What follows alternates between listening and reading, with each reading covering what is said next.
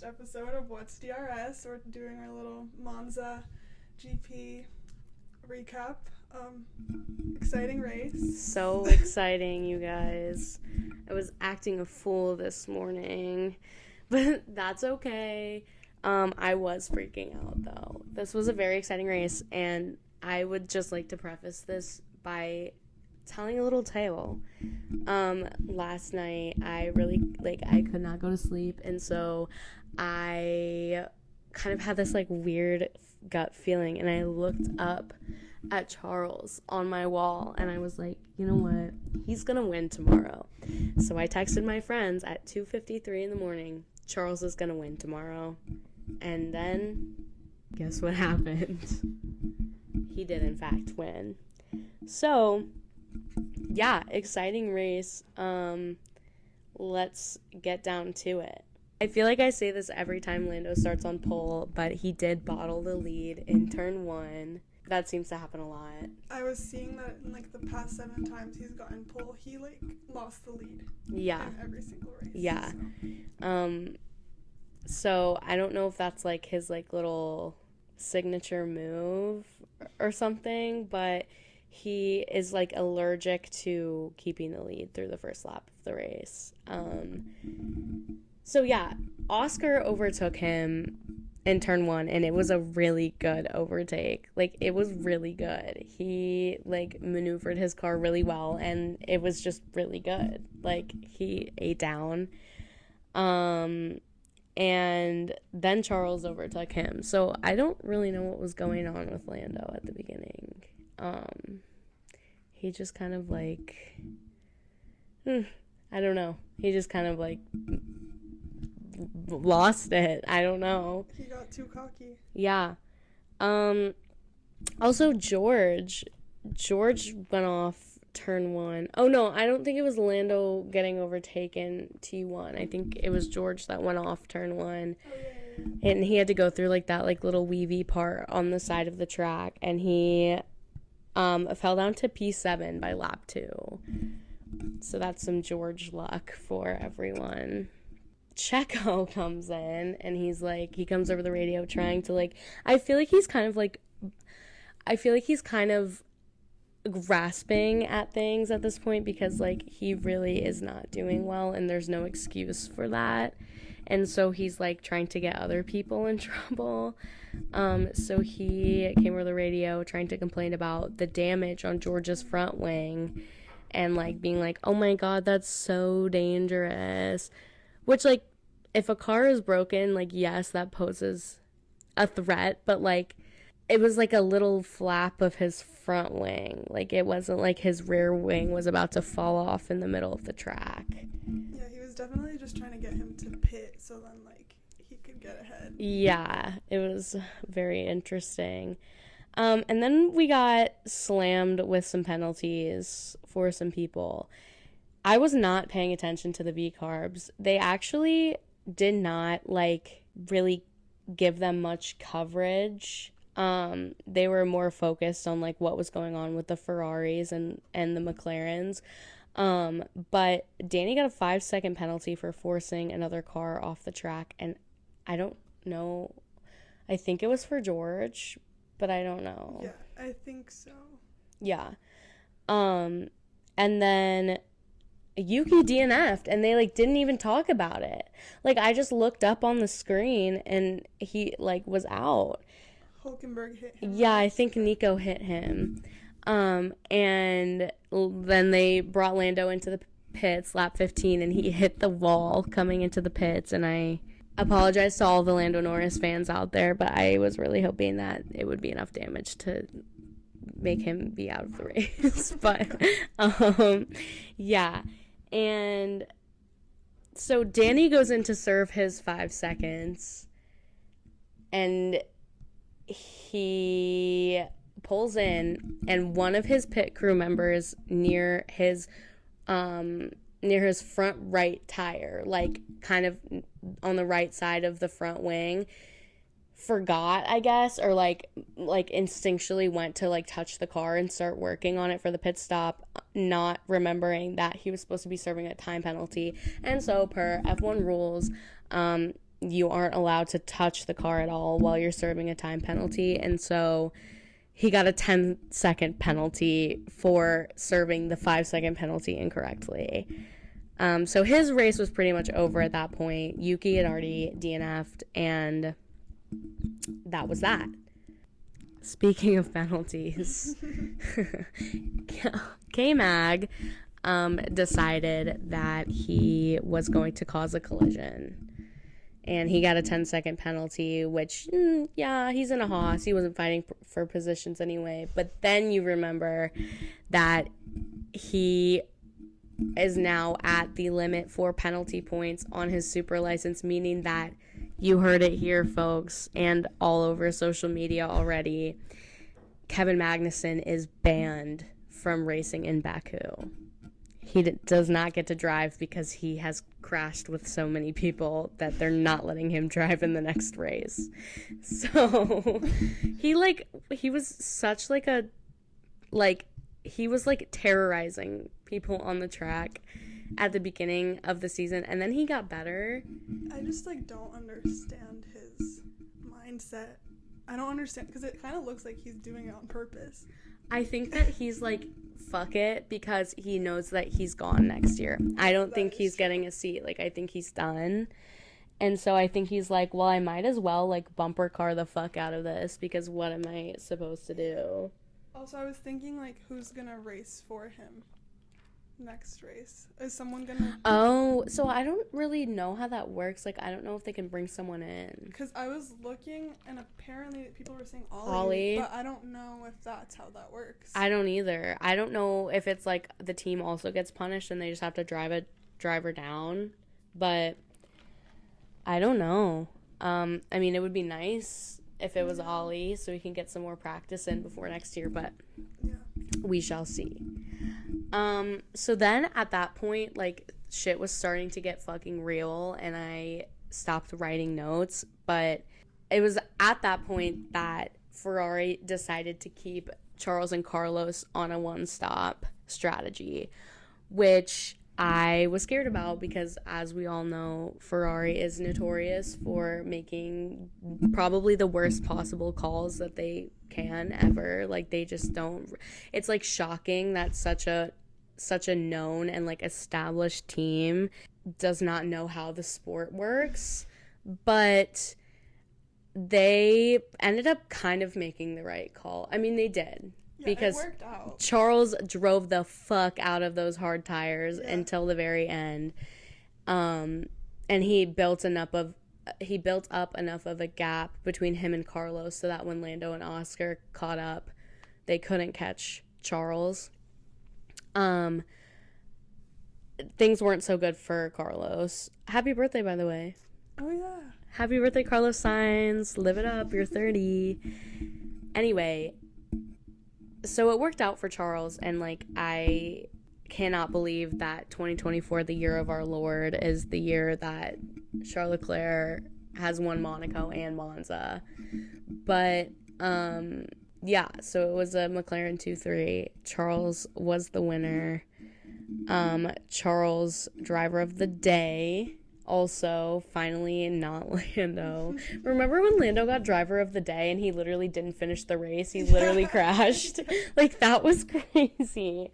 So, that was Monza. And then Charles, did his little celebration. Mamma mia. Yes, his radios were very funny. And, that was Monza. I think that obviously this was really refreshing. There's just a weird, energy because of the McLaren dominance right now. It's bad when you look at Max Verstappen, when you look at Lewis Hamilton, when you look at Charles Leclerc, and they're all, they look so defeated. It's a good thing for McLaren and for McLaren fans, obviously. But it's just, really random, I feel like. Yeah, I mean, I love Oscar, so... Yeah. Period, period. But it is, obviously, as we were talking in the last episode, they are catching up on the on the points. So there is a possibility that they'll probably win the Constructors' Championship. That is, like, actually crazy. Do you have Constructors pulled up? I'm pulling it up right now. I literally, like, that is insane. Oh my god, it's even closer now. Red Bull, 446, McLaren, 438. Oh my god, guys. Oh my god. This is just, I think that seasons are special not only when Red Bull doesn't win, but also when the world driver, like the driver's champion and the constructor's champion, like, aren't the same team. Mm-hmm.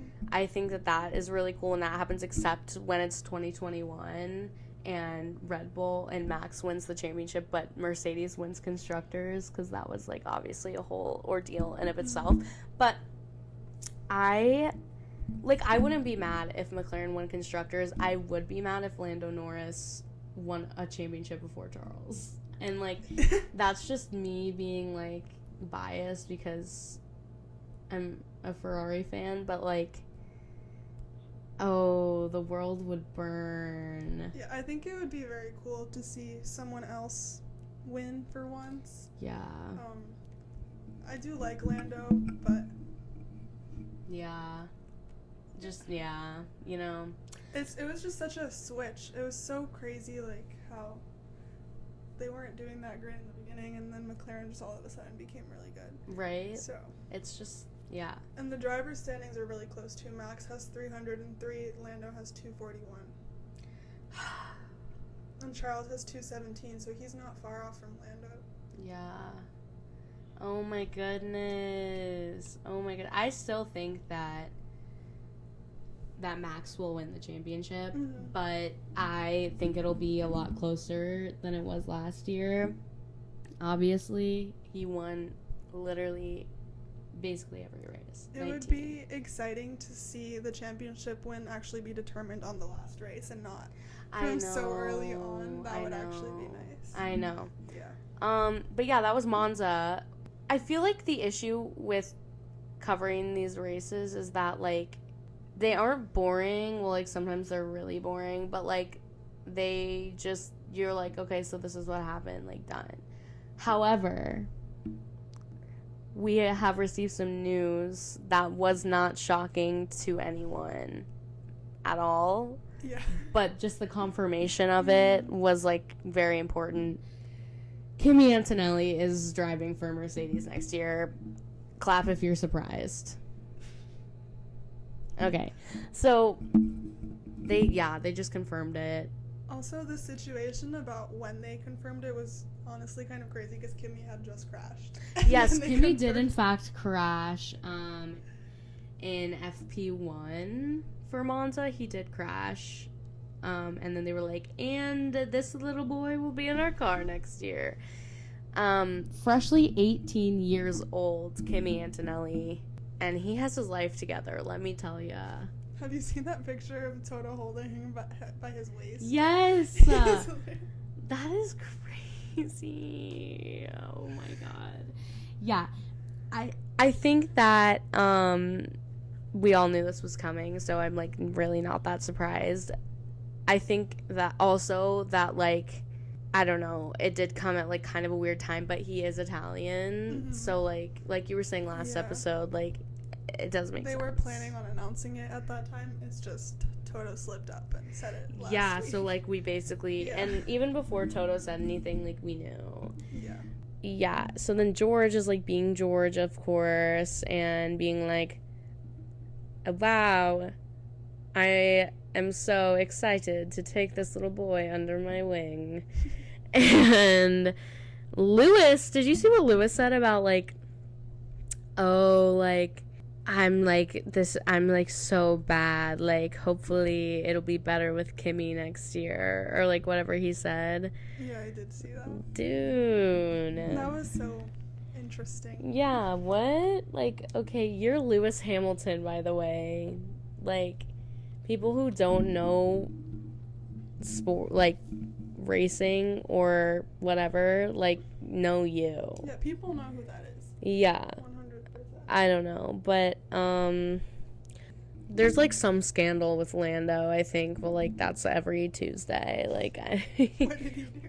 I don't even know. Not even, like, a scandal. Oh, just, like, dumb stuff, like all the, like, dating rumors that I just really can't bring myself to care about. But people, like, all the TikTok girlies, all the, like, because we're TikTok girlies, but, like, all the, like, TikTok girlies are, like, kind of freaking out about that,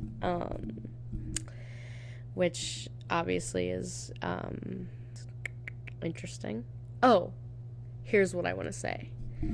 James Vowles, if you are watching, count your days. This is not an official threat, but count your days, because I have never seen such a lack of decorum from a grown-ass man in my life. Why are you going in the media and smearing the names of people that work for you and that do things for you? And I'm not just talking about Logan, but the fact that you have the balls to talk about Mick Schumacher the way that you did. I think that you should be ashamed of yourself.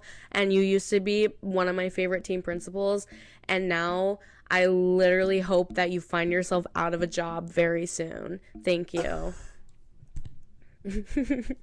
Yes. What did he say about Mick Schumacher? So, what did he... Okay. He was talking about how he's not as good as people say he is or something. He said he's not special. He's not all this, whatever. Blah, blah, blah, blah. Just running his mouth in the media when your whole team is driving the car to P12 at best every weekend. So... that's the other thing, is, like, we already talked about Franco and that whole situation last week, but, like, Williams is not a good enough team to have a mid-season driver swap.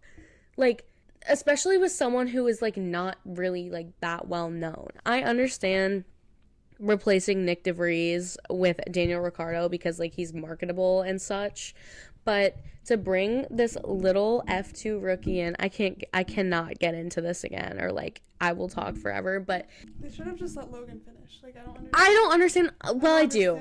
Whole... It's the damage costs, and I get that. He was racking up millions upon millions upon millions of dollars in damages, and I do understand that.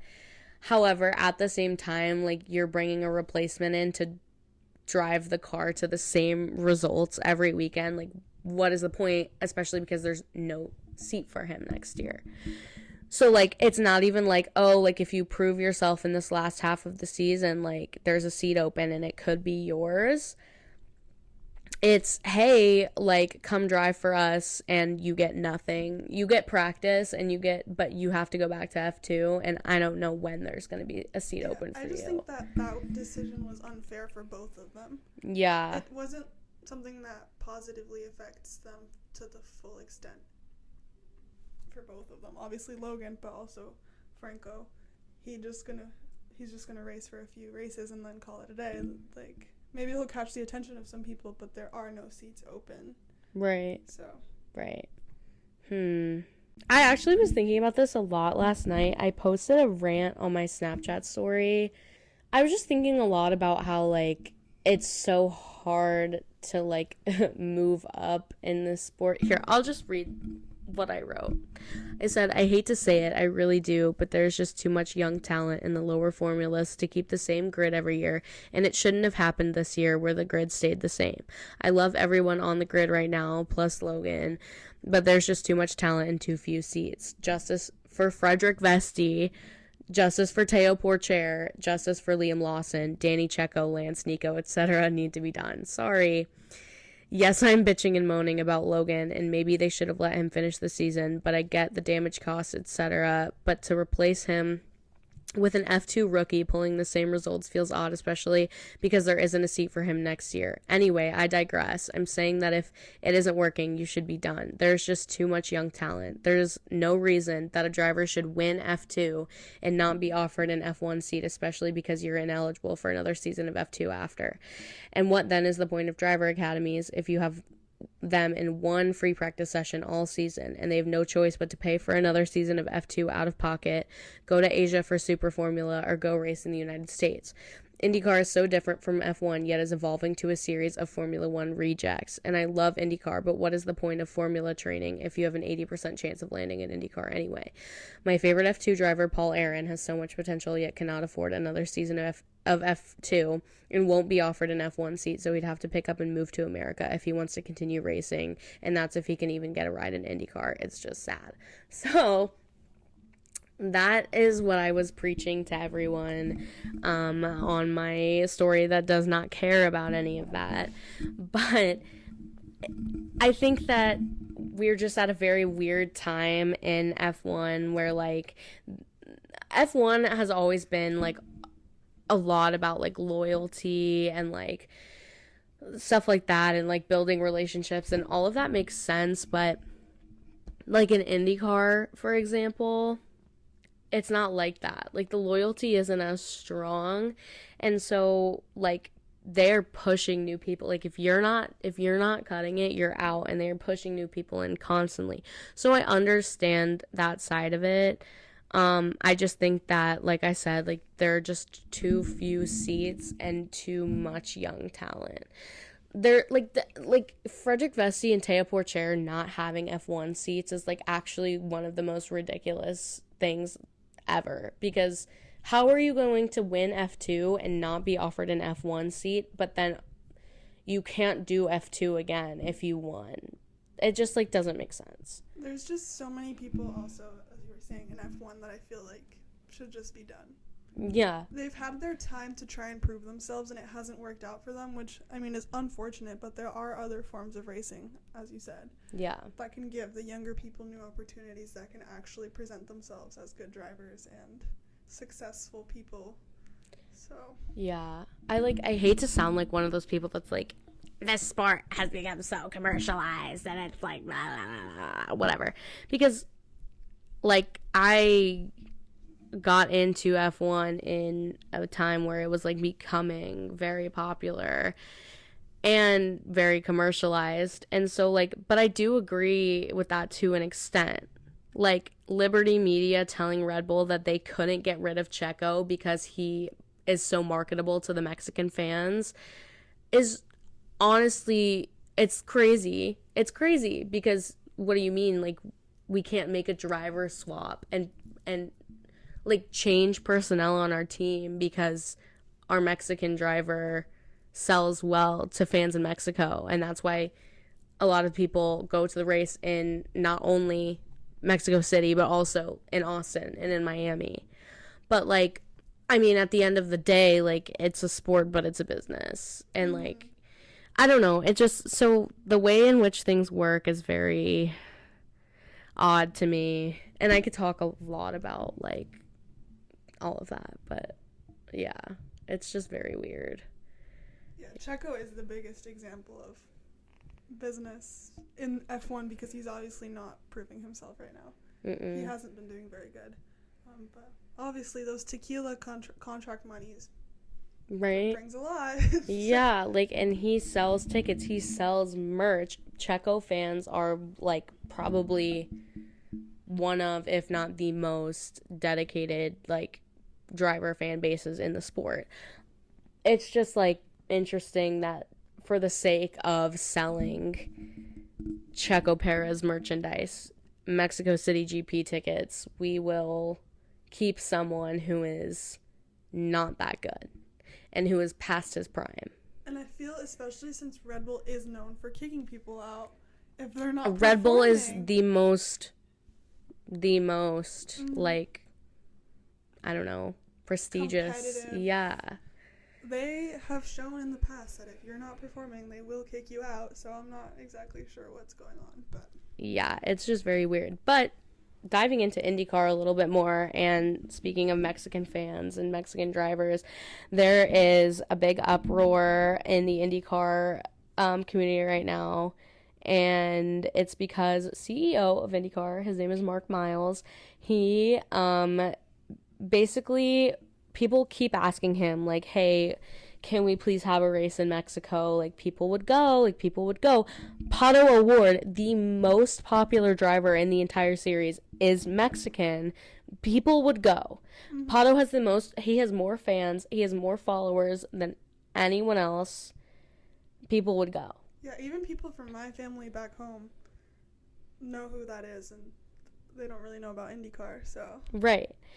And Mark Miles basically said something along the lines of, no one would come to a race in Mexico, no one knows who Pato is, no one cares, like, all this stuff. And so that's why, like, all of, like, the IndyCar drivers were, like, and NASCAR said something about it, too. And they were all like, I know who Pato is, and this is how he's so famous, and he has more followers than all of us, and he, like, we can't, Alexander Rossi was like, we can't do, like, engineering debriefs because his fans chant so loud outside of the trailers that we can't hear each other.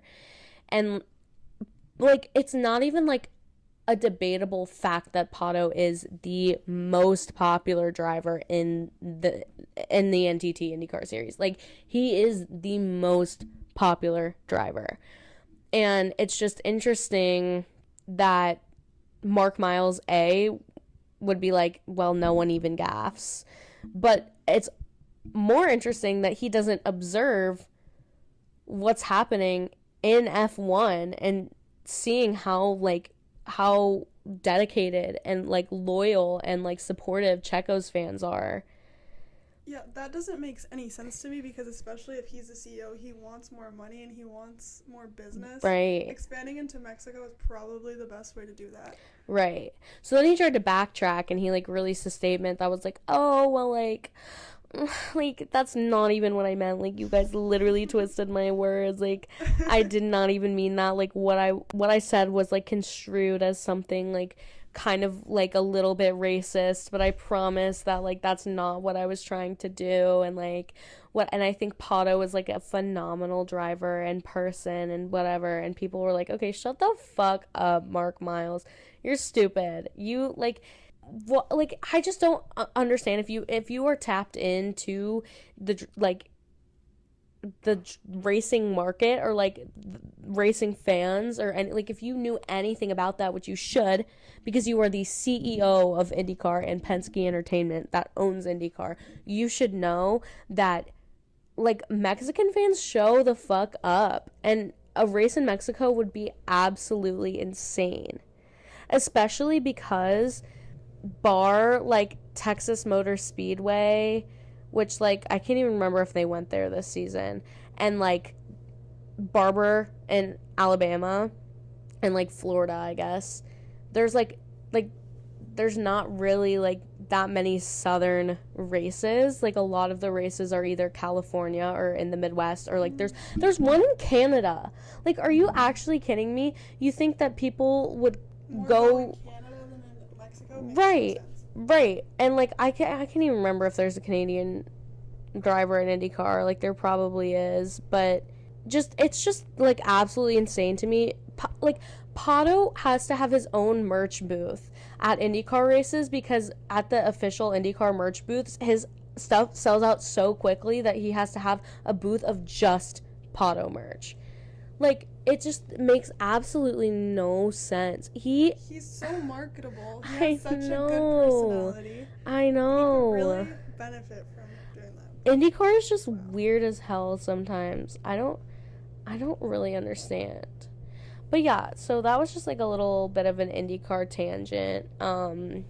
Mark Miles, if you're watching this, also count your days. Because I don't know if you were trying to be racist, but you are an old white guy.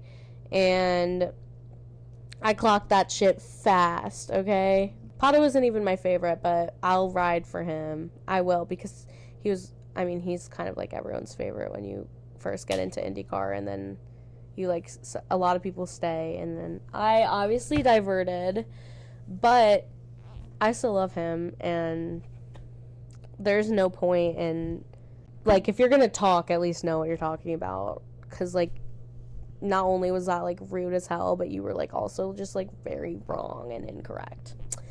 So, yeah. But what else? Oh, we didn't talk about the safety car crashing.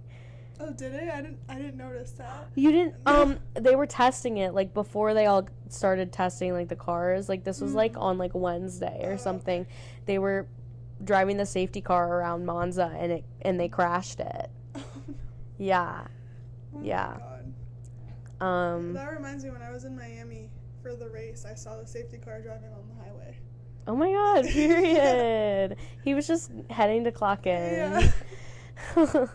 Yeah. I'm trying to think of like what else happened. I mean, like we're recording this on Sunday, so more stuff might happen before this gets uploaded on Tuesday, but We'll make a post if anything yeah, happens. probably. Yeah, I don't know. What else is there to say? Oh, loved Lewis's outfit today. Yes, he always eats down. I'm not sure what it was. I think it might have been Dior, because he always wears Dior. Yeah. Well, he just like signed on to be an ambassador for their men's stuff, right? Yeah. That would make sense. He looks good. Yeah. Period. Oh, George's like George's media day outfit. Let's talk about that for a second. Did someone say mime? Did someone say mime? Did someone say, I just don't understand. Like, okay, period. He was serving face, he was serving cunt, but at the same time, like, you're in Italy and you're in a leather jacket, a long sleeve shirt, pants.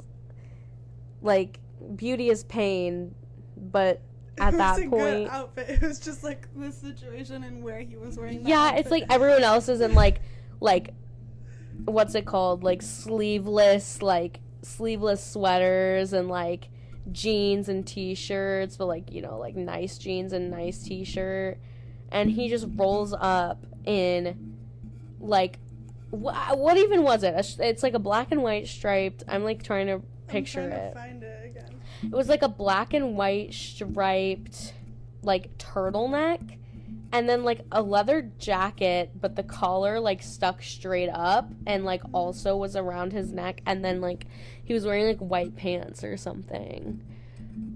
Tony has been dressing him up as like a little porcelain doll. I know, but like He in looks good, August, he looks good, but in August in Italy. George, I better see you at the Tommy show for New York Fashion Week. I'll be there, so you better be there too. You heard. I will not be there because I'm not a fashion student, but I hope you're there so that Dani can see you. Yeah, please be there. Yeah. No, that was just like weird. Paddock fashion is like hit or miss, I feel like. It's just so funny to see like Carlos come in like a little bucket hat and a random t-shirt, and then Lewis is in like full couture. Yeah. Love him. So yeah. Well, yeah, that's basically it for this week. There's no race next week. Sad.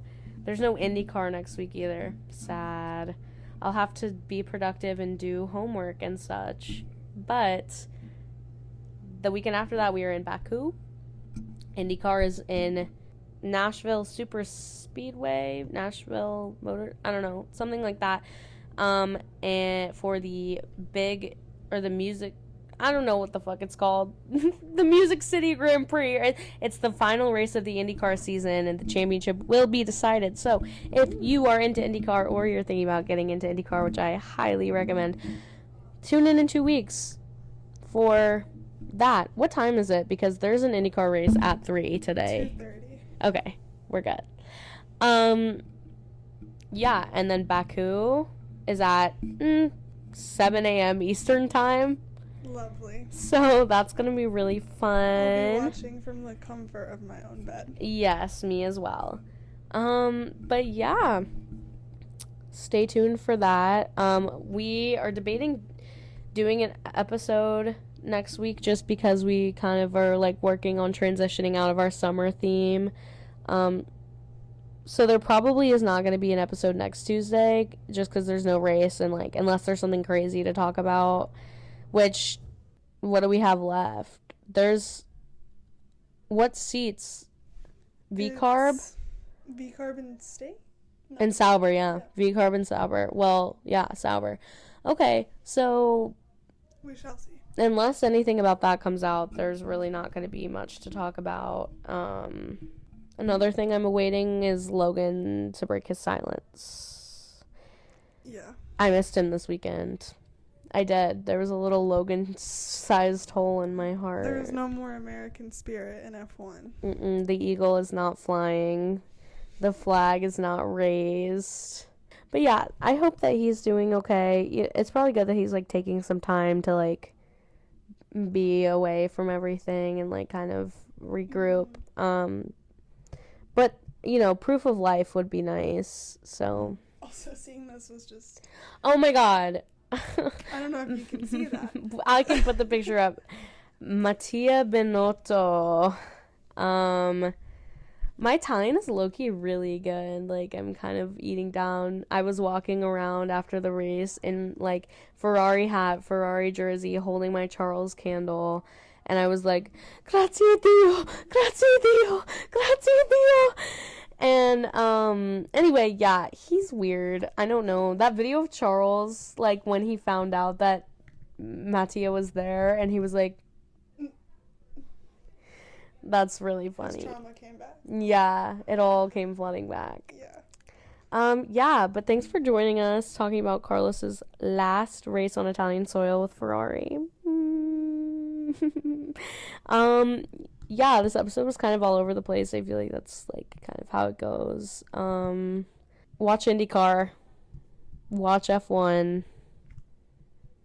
And stay safe until we see you again. Bye.